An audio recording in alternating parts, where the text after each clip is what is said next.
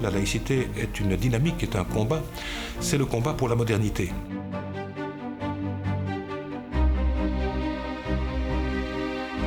On ne peut pas concevoir un régime démocratique qui ne serait pas laïque.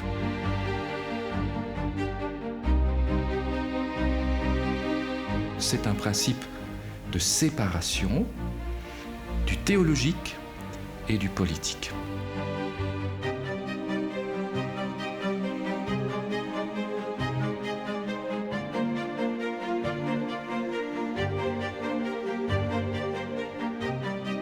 La laïcité est apparue en Belgique vers le milieu du XIXe siècle. Mais ce ne sera qu'après la Deuxième Guerre mondiale que le mouvement laïque ressentit le besoin de mieux s'organiser et de se fédérer afin de mieux défendre ses valeurs. C'est le 29 mars 1969 qu'une douzaine d'associations laïques proches de la franc-maçonnerie créent le Centre d'action laïque qui sera le fer de lance des grands combats de la laïcité de ces dernières années. Un demi-siècle plus tard, on peut se rendre compte de l'ampleur du mouvement, qui est le fruit de l'engagement et du travail de femmes et d'hommes, qui ont fait de la laïcité la pierre angulaire de notre société.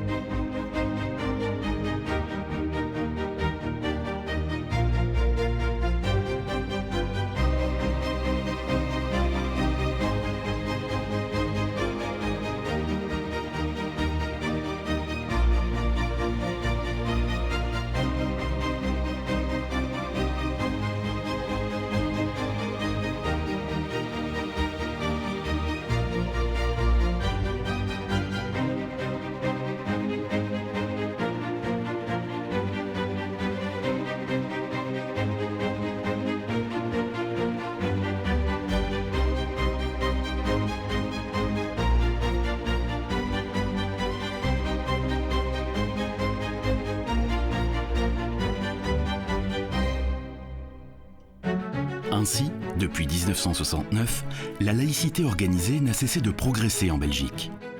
Son rôle est fondamental dans une société en profonde mutation où les intégrismes religieux, les extrémismes politiques sont plus que jamais à combattre et l'autonomie et le respect de la personne sont sans cesse à défendre. La laïcité est le principe humaniste qui fonde le régime des libertés et des droits humains sur l'impartialité du pouvoir civil démocratique dégagé de toute ingérence religieuse. Il oblige l'État de droit à assurer l'égalité, la solidarité et l'émancipation des citoyens par la diffusion des savoirs et l'exercice du libre examen. Eh bien, le principe de laïcité, à mon avis, est avant tout un principe d'émancipation, et d'une double émancipation. D'une part, la laïcité désigne l'émancipation de l'État, de l'influence des institutions religieuses. Et d'autre part, il désigne également l'émancipation, à titre individuel, du citoyen de cette même influence religieuse qui peut parfois être pesante. Comprenons-nous bien, il ne s'agit pas d'enlever au citoyen son droit à être religieux, à professer une foi religieuse quelconque, c'est le mettre dans les conditions d'opérer un choix aussi libre que possible. L'impartialité des pouvoirs publics est sans doute l'une des conditions premières du principe de laïcité, parce que l'impartialité est beaucoup plus large que le concept de tolérance, qui serait la tolérance d'un État religieux vis-à-vis de ses citoyens, qu'ils partagent la religion du pouvoir ou qu'ils optent pour une autre religion ou qu'ils soient tout simplement non-croyants. Parce qu'aussi l'impartialité va beaucoup plus loin que le concept même de neutralité, qui ne garantit pas, je dirais, les citoyens de la prégnance d'un courant de pensée dominant, éventuellement radical ou intolérant. Donc l'impartialité va beaucoup plus loin. L'impartialité est une garantie du citoyen, une garantie en tout cas que l'État offre aux citoyens pour se trouver à équidistance de toutes les options, qu'elles soient doctrinales, philosophiques, politiques, religieuses. Et donc, quand on a un principe laïcité Quand on a cette possibilité d'articuler ce qui est de l'ordre du théologique et ce qui est de l'ordre du politique, alors on a un principe d'organisation de la société. La laïcité, c'est donc ce principe-là avec un outil très particulier qu'on va appeler la laïcisation. Et donc, une société qui est organisée avec le principe laïcité, c'est une société qui est apaisée, c'est une société pacifiée, c'est une société où, ne l'oublions pas non plus, nos libertés de conscience, de croyance, d'expression et bien sûr nos libertés de religion sont protégées et l'État en est même le garant. Lors de son émergence, dans un contexte historique différent d'aujourd'hui, la laïcité a été en confrontation avec le cléricalisme catholique. Les temps ont bien changé et la situation a largement évolué. Et donc, à mon sens, la laïcité doit aussi permettre à chacun d'être en condition d'opérer un choix libre quant à ses convictions religieuses et philosophiques. La laïcité doit finalement ouvrir l'étendue des possibles de façon à ce que chacun puisse être bien informé et puisse poser un choix tout à fait libre, même si ce choix est celui d'une fidélité aux origines. Ça ne pose évidemment aucun problème. Il faut en finir avec cette idée que la laïcité, ce serait l'anti-religiosité, ou que la laïcité, par exemple, ce serait l'athéisme. Il faut aussi, je pense, en finir avec une forme de laïcité qui serait un anticléricalisme de mauvais goût. Pourquoi ? Parce que si la laïcité est vraiment un principe, et un principe supérieur et suréminent, c'est un principe qui va pouvoir réguler le fonctionnement des religions entre elles, et singulièrement aussi, le cas de figure où il n'y a pas de religiosité. Mais l'idée qui consisterait à dire que la laïcité est un combat contre les religions est une mauvaise idée qu'il faut absolument évacuer. Paradoxalement, au fond, le principe de laïcité garantit l'existence ou la coexistence des religions, et particulièrement des religions abrahamiques, à Dieu unique, omniscient, omnipotent, à vérité exclusive avec un V majuscule. Eh bien, cette laïcité, parce qu'elle autorise la liberté religieuse, garantit la coexistence des religions. C'est pour ça que j'ai coutume de dire que la laïcité est probablement l'avenir des religions, qui à leur tour doivent terminer dans un état moderne leur métamorphose. Elles doivent en quelque sorte se laïciser pour assurer cette coexistence. Durant ces 50 dernières années, en Belgique, la laïcité organisée a connu une croissance exponentielle. En 1972, les communautés philosophiques non confessionnelles, francophones et néerlandophones du pays se réunissent en un organisme, le Conseil central laïque, qui représente la laïcité vis-à-vis des institutions officielles et des pouvoirs fédéraux. Depuis 1993, l'État reconnaît la laïcité organisée comme organisation non confessionnelle, fournissant une assistance morale à la population. Afin de célébrer les différentes étapes de la vie, la laïcité organise des cérémonies pour les naissances, le passage à l'âge adulte, les mariages et les funérailles. Le mouvement est maintenant constitué de plus de 300 associations fédérales, communautaires, régionales et locales, ainsi que de 69 maisons de la laïcité. Plusieurs milliers de militants laïcs travaillent à la défense des valeurs de la laïcité dans de nombreux domaines.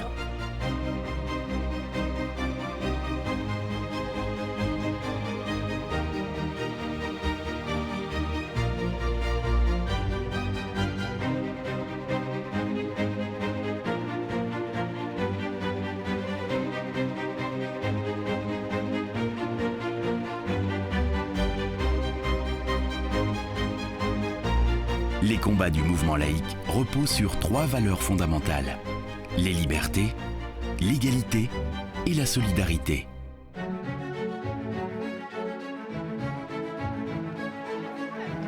Les libertés représentent le premier pilier de l'édifice laïque. Défendre les libertés, les siennes, mais aussi celles des autres, dans tous les secteurs de notre société, est l'aspiration première de tout militant laïque. Le mouvement a ainsi participé à de grandes victoires sociales, telles que le droit à la contraception, le mariage entre personnes du même sexe ou l'interruption volontaire de grossesse.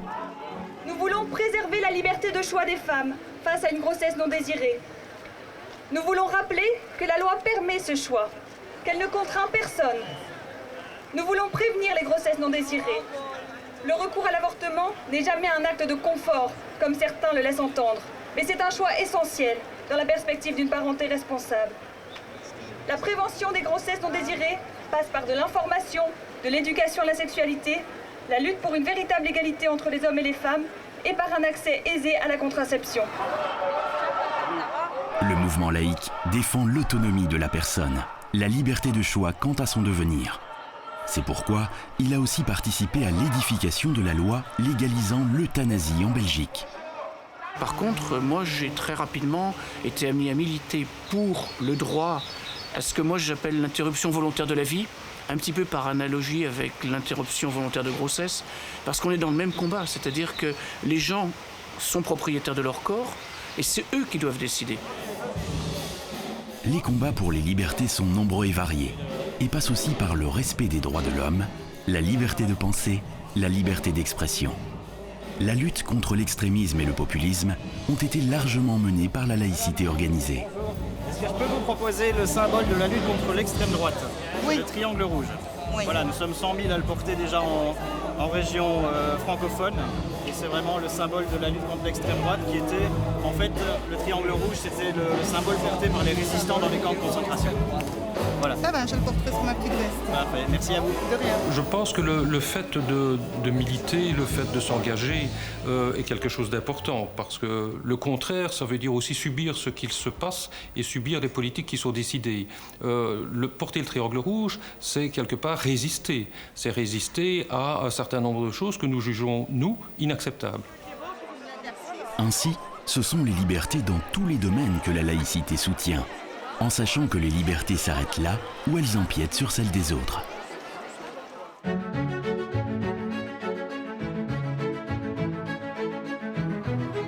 L'égalité est le deuxième pilier de l'édifice laïque. Tous les citoyens doivent être traités de la même manière. Ils disposent des mêmes droits et sont soumis aux mêmes devoirs. Cette égalité commence à l'école. L'enseignement pour tous, gratuit et obligatoire, est l'un des grands combats historiques de la laïcité. Cet enseignement doit être émancipateur et exonéré de toute influence dogmatique. Telles sont les missions de l'école publique. Ce genre de visite et le cours scientifique que nous donnons ouvre la porte à toute une série de questionnements sur la place de l'homme. Qu'est-ce que l'homme finalement? Quelle est son origine? On a une réponse qui est une réponse scientifique que nous donne la théorie de l'évolution. Et alors on a d'autres réponses. Certains essayent de faire coller un message scientifique à un dogme ou une croyance. C'est plus de la science. Et donc le message est assez pervers à ce niveau-là. Donc ce que nous, on essaye de mettre en évidence, c'est qu'il y a la science qui essaie d'expliquer le monde par des modèles, par des théories. Et puis il y a la croyance. Les deux ne se mélangent pas. C'est celui qui ne s'opposera plus jamais. Le mouvement laïque soutient le cours de philosophie et citoyenneté, qui permet à tous les élèves de mieux se connaître et de devenir des citoyens éclairés. Mais je pense qu'à l'école, nous avons vraiment un devoir d'émancipation, un devoir d'éducation à l'autonomie, et je pense que réellement c'est la confrontation des points de vue qui va le permettre, et notamment en fait l'étude, la pratique, l'exercice de la philosophie. Le mouvement laïque lutte contre toute forme de discrimination, qu'elle soit ethnique, sociale ou sexuelle. Dans notre société actuelle, on fonctionne beaucoup sur une inégalité entre l'homme et la femme, et on fonctionne aussi beaucoup sur les stéréotypes. Alors un stéréotype, c'est quoi? Ça vient de l'imprimerie, c'est un terme qui vient de l'imprimerie qui veut dire cliché. Un cliché, une image. Donc c'est une image figée dans le temps qui n'est pas forcément réaliste. Donc on essaie en tout cas de sensibiliser les jeunes et de leur faire réfléchir à ces stéréotypes et de voir si eux se reconnaissent là-dedans, quelle est la part de vérité, quelle est la part de faux, et comment eux ils pourraient envisager de dépasser cela pour arriver à un meilleur respect mutuel. Ce que nous essayons de faire, c'est d'éveiller l'esprit critique de jeunes en espérant que ça en touche quelques-uns et que dans leur vie d'adulte, ils puissent s'émanciper. Outre l'égalité des femmes et des hommes, la laïcité se préoccupe aussi des questions d'égalité d'accès à l'emploi, au logement, aux soins de santé et aussi à la culture. Depuis des années, le Festival des Libertés favorise les rencontres et tente par la culture d'ouvrir les esprits. L'outil culture est utilisé vraiment comme un moyen et non pas une fin en soi. On ne veut surtout pas dénaturer l'expression artistique, mais en tout cas s'appuyer sur elle pour pouvoir traduire et illustrer des propos qui parfois, via la culture, sont peut-être plus subtils qu'un discours direct. Par exemple, c'est la barrière de la langue. Quand on ne connaît pas une langue, on reste séparé, on reste comme derrière un mur. Donc il faut casser le mur, dire on ouvre les barrières, on apprend une langue, on peut communiquer avec les gens. Mais je pense qu'il y a beaucoup de gens qui prennent connaissance de la démarche laïque grâce au festival, et c'est en tout cas une de nos ambitions.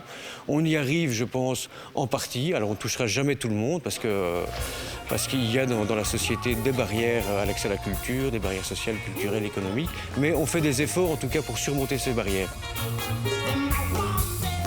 Une des ambitions du festival, c'est de sortir du cercle des convaincus et de toucher le plus de monde possible, parce que le monde plus juste qu'on veut construire, eh bien, il ne se fera pas entre nous, il se fera avec tout le monde.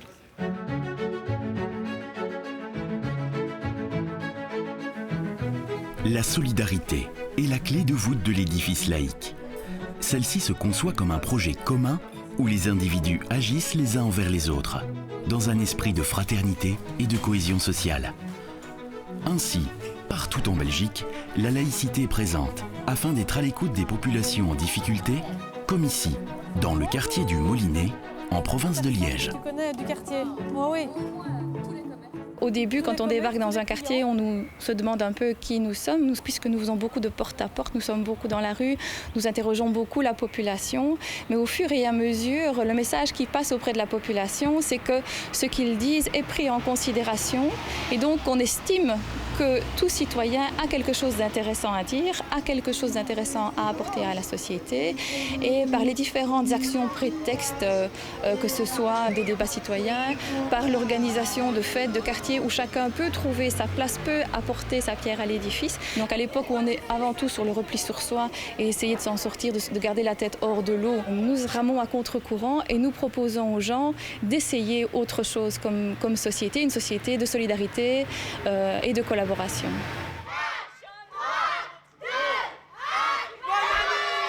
Depuis 1969, le mouvement a développé l'assistance morale laïque, qui a pour objectif le bien-être des personnes.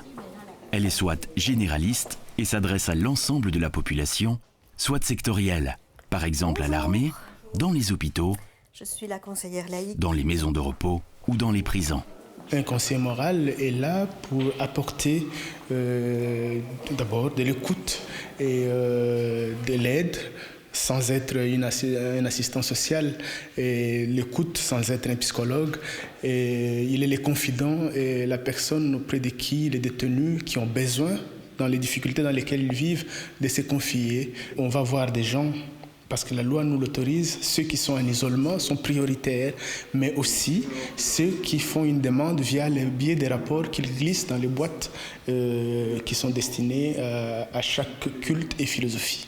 Il se confie à nous en toute confidentialité et surtout que nous sommes tenus par ce qu'on appelle le secret professionnel.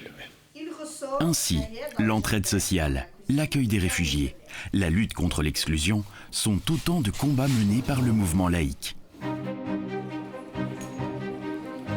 Depuis sa formation en 1969, la laïcité organisée a développé son action dans de nombreux secteurs, afin que notre société soit plus juste, plus responsable, plus démocratique. Où femmes et hommes sont égaux en droits et en devoirs. La laïcité s'adresse à tous, que ce soit en Belgique, en Europe ou sur les autres continents. Le principe de laïcité a une vocation universelle. Eh bien, la laïcité est un concept universel parce que son plus petit commun dénominateur, c'est bien sûr le respect des libertés pour chacun et pour chacune, et de son corollaire, les droits humains. Les libertés fondamentales touchent chaque individu qui compose l'humanité. Les droits humains touchent chaque individu qui compose l'humanité. Et on ne peut pas imaginer une humanité qui ferait abstraction, au motif d'une exception culturelle ou cultuelle, de ces droits fondamentaux. Ce sera donc dorénavant l'unité de mesure à partir de laquelle nous allons apprécier, je dirais, les mérites d'un système politique, d'un système éthique qui sera commun à l'ensemble des peuples du monde. Elle tend vers l'universalité des droits.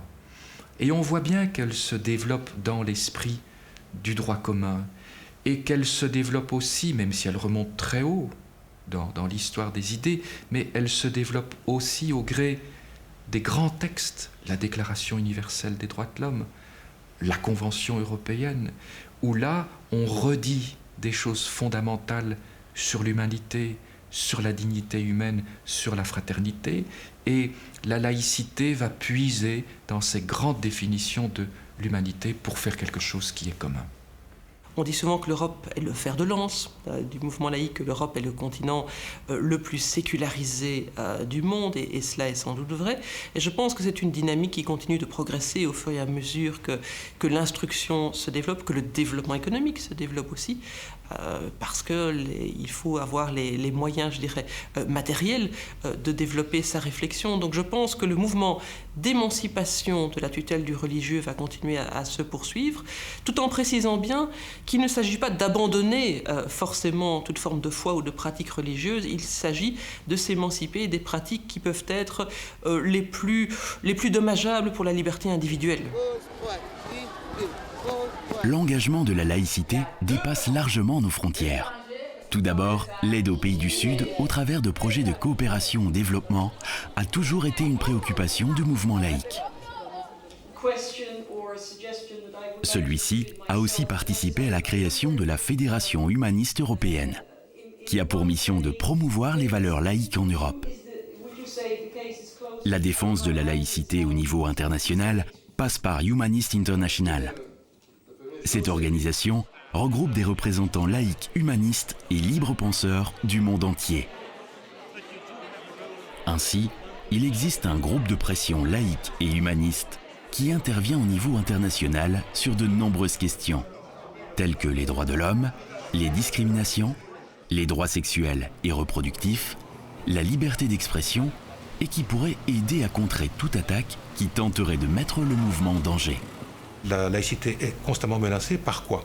Mais par le contraire de la modernité, c'est-à-dire par les courants traditionnalistes, par des courants, je dirais, qui ont la prétention d'une pensée unique, non seulement traditionnelle, mais également fondamentale, fondamentaliste, par toute forme de radicalité en quelque sorte. La laïcité, comme disent certains, ce n'est pas une opinion, c'est le droit d'en avoir une. Et c'est un droit que l'on doit pouvoir reconnaître à chacun. À cet égard, le travail qu'il faut faire, c'est un travail d'extrême vigilance pour faire en sorte qu'il n'y ait pas des mésusages de la laïcité. C'est-à-dire pour que ce mot, qui est un mot beau, qui est un mot très noble aussi, parce que c'est un mot qui fait, qui agit et qui provoque la cohésion sociale, pour que ce mot ne soit pas détourné dans des utilisations, par exemple, haineuses. On l'a vu en France avec les partis extrémistes. On l'a vu aussi chez nous en Belgique avec le parti nationaliste. Eh bien, il faut tout faire pour préserver cette notion de laïcité, pour faire aussi en sorte qu'elle ne soit pas défigurée. Forte de l'expérience de ces 50 dernières années, la laïcité organisée continuera à défendre ses acquis et sera dans l'avenir un enjeu incontournable. La laïcité organisée en Belgique est un phénomène tout à fait unique au niveau européen, si pas au niveau mondial, grâce aux moyens dont elle dispose, grâce à la reconnaissance dont elle jouit auprès des pouvoirs publics et auprès de la société dans son ensemble. Donc ça lui donne effectivement beaucoup de possibilités pour continuer à agir pour la défense des droits humains et pour l'émancipation des citoyens. Quand on regarde l'histoire du pays, quand on regarde cette évolution à la fois dans l'ordre de la raison humaine, mais aussi dans l'ordre des progrès scientifiques et éthiques, c'est un devoir de reconnaître que notre laïcité organisée, depuis ses 50 ans d'anniversaire, a participé au progrès éthique dans ce pays. Ça a été à la fois un pouvoir progressiste, et ça a été aussi un contre-pouvoir. Et donc, il est très important, à un moment donné, dans l'histoire du pays, d'avoir une laïcité organisée pour pouvoir porter des combats qui sont des combats de libération, d'émancipation et d'autonomie. Au fond, la laïcité est un patrimoine commun, quelles que soient nos appartenances diverses d'ailleurs, qu'elles soient religieuses, qu'elles soient culturelles, qu'elles soient ethniques. La laïcité, c'est l'acceptation de la multiplicité de nos identités. C'est aujourd'hui la manière dont elle va devoir se développer, à l'avenir également, car ce monde qui a supprimé les frontières intellectuelles, qui a supprimé les frontières physiques, qui a supprimé les frontières langagières, ce monde qui vit au même rythme, dans le même espace-temps, sera amené effectivement à faire coexister la multiplicité des identités. Ce sera le prochain combat de la laïcité, ce sera de faire de l'humanité quelque chose de cohérent, tout en acceptant la diversité et la différence. Dans un monde en profonde mutation, où les mouvements populistes se multiplient, où les radicalismes religieux se développent, et où l'autonomie de l'individu et la cohésion sociale sont remises en question, le principe de laïcité, qui permet à des personnes de tendances et de croyances différentes de vivre ensemble, cet espace impartial, dégagé de toute ingérence religieuse, est l'avenir de notre société.